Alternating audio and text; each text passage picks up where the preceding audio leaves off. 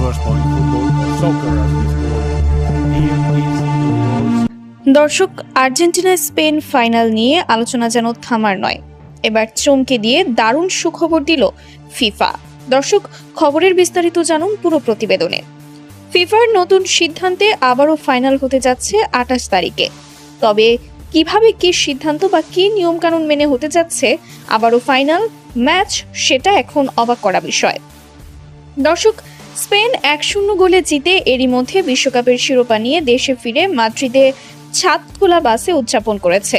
খেলোয়াড়দের আলাদাভাবে সংবর্ধনাও দেওয়া হয়েছে, কিন্তু অনেকের চাওয়া শিরোপা নির্ধারণী ফাইনাল পুনরায় হোক। এমনকি এই দাবির পক্ষে হাজার হাজার মানুষ স্বাক্ষর করেছেন। 2026 বিশ্বকাপ ফাইনাল পুনরায় আয়োজনের দাবি তোলা হয়েছে change.org ওয়েবসাইটে।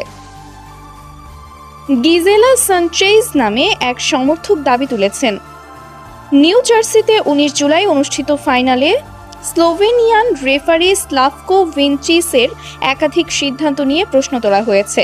রেফারির কিছু সিদ্ধান্ত ম্যাচের ফলে প্রভাব রেখেছে বলে দাবি করেছেন সানচেজ।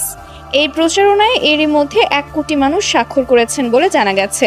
আর স্বাক্ষরে এখন ফিফার নতুন সিদ্ধান্তে নতুন এক মোড় নিচ্ছে, সেটা এখন দেখার অপেক্ষায় ফুটবল প্রেমীরা।